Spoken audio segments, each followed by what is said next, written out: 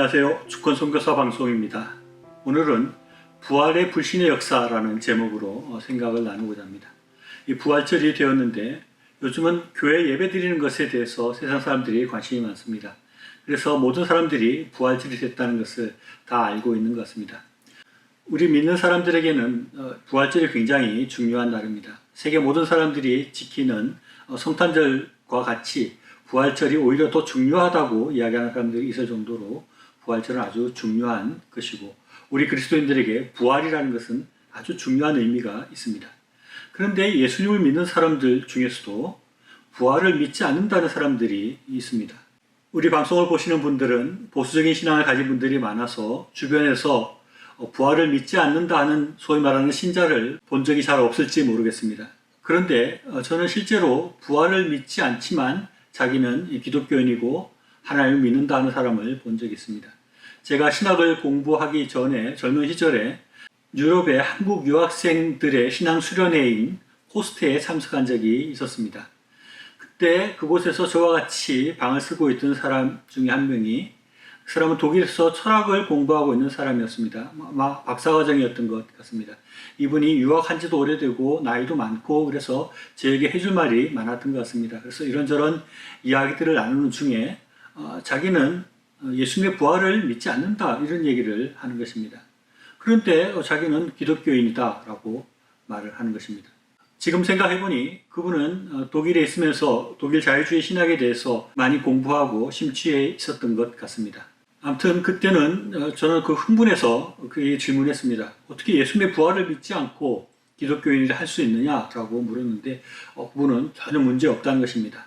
자기는 하나님도 믿고 예수를 믿지만 예수님의 부활에 대해서는 의심을 가지고 있고 그것을 안 믿어도 우리 믿음이 유지된다 이런 얘기를 하는 것입니다. 그때 저는 굉장히 이분이 이상하다는 생각을 했습니다. 다른 나라에서부터 수련에 참석하기 위해서 먼 길을 찾아와서 신앙 수련에 참석하는 사람이 예수님의 부활을 믿지 않는다니, 또 믿지 않는데 자신이 신앙인이라고 굳이 이야기하는 것을 저는 참 이해하기 어려웠습니다. 아직도 그런 신앙이 진짜 가능한지 의심이 듭니다. 그런데 자기 자신이 하나님을 믿고 예수님을 믿는다고 하는데 당신은 부활에 대해서 의심하니까 당신은 신자가 아닙니다 라고 굳이 말해야 되는지는 잘 모르겠습니다. 하지만 성경은 그런 신앙에 대해서, 그런 부활을 믿지 않는 신앙에 대해서 인정하지 않습니다. 우리 기독교 신앙에서 부활이 이렇게 중요하고 우리가 부활절을 이렇게 중요하게 지키고 있는데 정작 예수님을 믿는 사람들 중에서 부활을 믿지 않는다는 것은, 또 부활을 인정하지 않겠다는 것은 참으로 이해하기 어려운 일입니다. 그런데 우리가 잘 생각해보면 이 부활을 믿지 않는 신앙인의 역사는 아주 오래되고 거대한 흐름을 형성하고 있다고 할 수 있습니다. 제가 만났던 단순히 자유주의 신학에 심취되었던 그런 신앙인들의 문제가 아닙니다. 예수님의 부활을 믿지 않고 인정하지 않으려는 그런 신앙의 모습은 초대교회 당시부터 있었습니다. 고린도전서 15장 12절 말씀 보면 그리스도께서 죽은 자 가운데서 다시 살아나셨다 전파되었거늘 너희 중에서 어떤 사람들은 어찌하여 죽은 자 가운데에서 부활이 없다 하느냐라고 바울이 말하고 있습니다. 바울은 지금 교회 밖에 있는 사람들에 대해서 이야기하는 것이 아니라 고린도 교회 안에 있는 사람들 중에 부활을 부인하는 사람들에 대해서 책망하고 그것을 지적하고 있는 것입니다. 교회를 다니고 하나님을 믿는데 부활을 믿지 못하겠다는 사람들이 있다는 것입니다. 이 부활을 믿지 못하겠다고 하는 사람들은 우리 기독교 범위 안에서 아주 오랜 역사를 가지고 있습니다. 고린도 교회도 그런 사람들이 있었고 그 전에도 있었습니다. 우리가 잘 아는 사두개인이 대표적인 부활을 믿지 않는 사람이었습니다. 사두개인이라고 불리는 사람들은 예수님 당시에 제사장직을 독점하던 사람들이었습니다. 유대교 종교 지도자들이었는데 이들의 신앙적인 특징이 부활을 믿지 않는 것이었다 하는 것입니다. 우리들의 보통의 상식으로는 도저히 이해하기 힘든 모습입니다.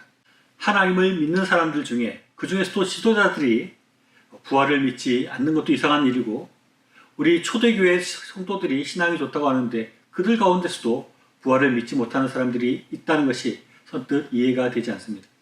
그러나 잘 생각해보면, 또 성경을 살펴보면 이런 부활에 대한 불신은 아주 거대하게 그리고 아주 심각하게 존재해왔다는 것을 우리가 살펴볼 수 있습니다. 성경을 보면 예수님이 돌아가신 바로 직후부터 부활에 대한 불신의 모습들을 볼 수 있습니다.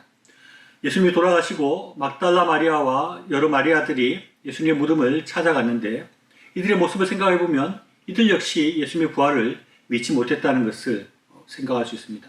예수님께서 이미 죽임을 당하고 3일 만에 부활하실 것이라는 것을 여러 번 제자들 앞에서 또 여러 사람들 앞에서 말씀했습니다.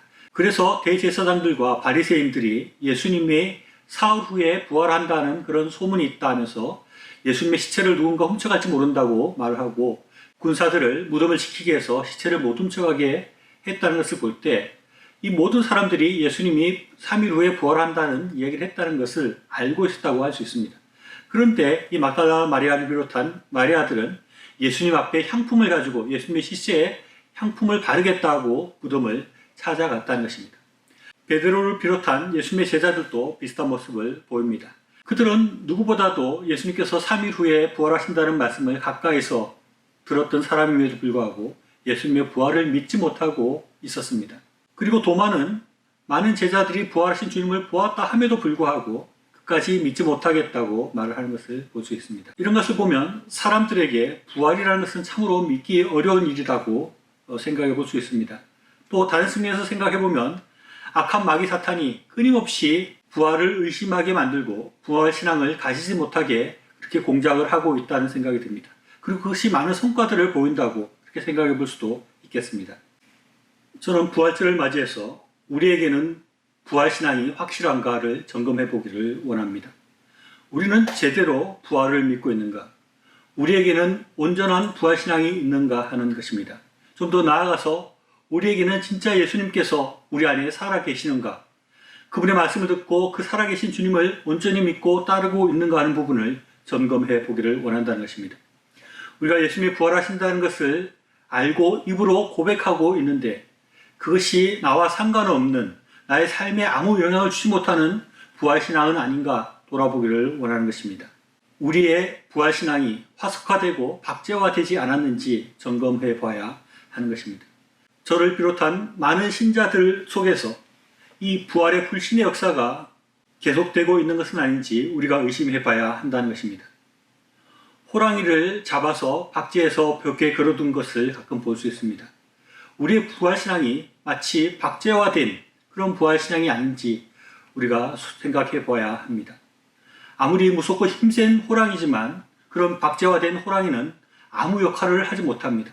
전혀 나에게 어떤 영향을 줄 수 없고 우리의 삶 속에 아무 영향도 미치지 못하는 듯이 우리의 부활신앙이 그러한 상태에 있는 것이 아닌지 돌아봐야 하는 것입니다. 단순히 벽에 걸려있는 호랑이와 같은 그런 부활신앙이 아니라 진짜 살아계셔서 나의 삶에 큰 영향을 주시고 어렵고 힘든 일을 당할 때 달려와서 주님의 힘과 권능으로 우리를 구원하시는 분으로 우리 속에 살아있는 그런 부활신앙이 있는지 우리가 돌아봐야 하는 것입니다.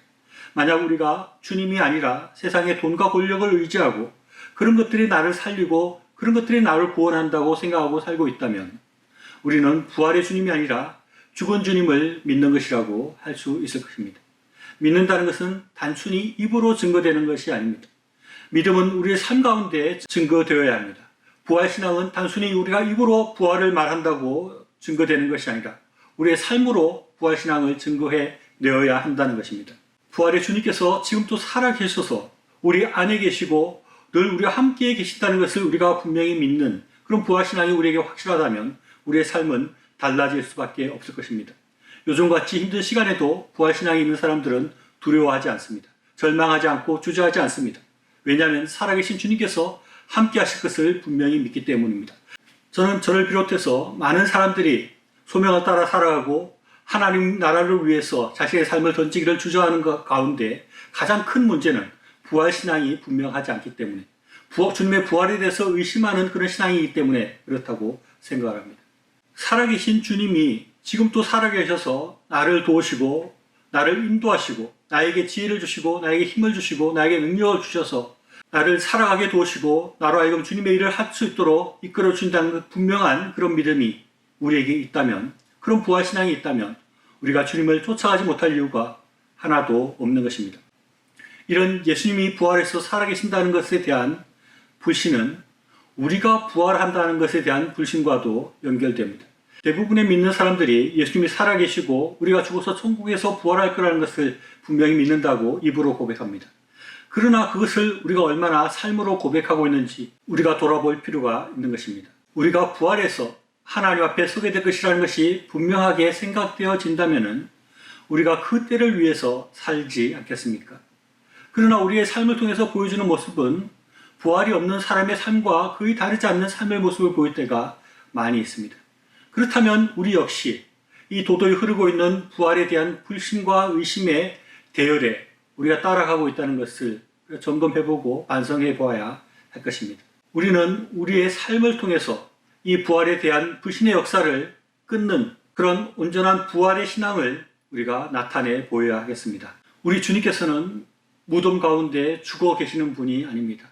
지금 또 살아계셔서 우리 안에, 우리 곁에 계셔서 우리의 삶을 이끌고 계시고 우리가 힘들고 어려울 때 주님께서 나서서 우리를 도우시며 우리를 건지시며 우리를 구원하시는 그런 살아계신 부활의 주님이라는 것을 분명히 믿고 입으로 고백하고 삶으로 고백할 수 있어야 되겠습니다.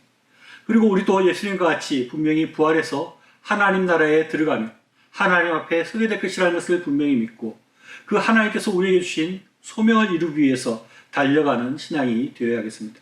그래서 믿지 못하는 자들에게 입으로 부활의 주님을 증거할 뿐만 아니라 삶으로 그 부활의 주님이 우리 가운데 있음을 증거하고 나타내는 그런 삶을 살아가야 하겠습니다. 부활절을 맞이해서 여러분의 삶 가운데 부활의 주님의 은혜와 인도하심이 함께 하시기를 빕니다.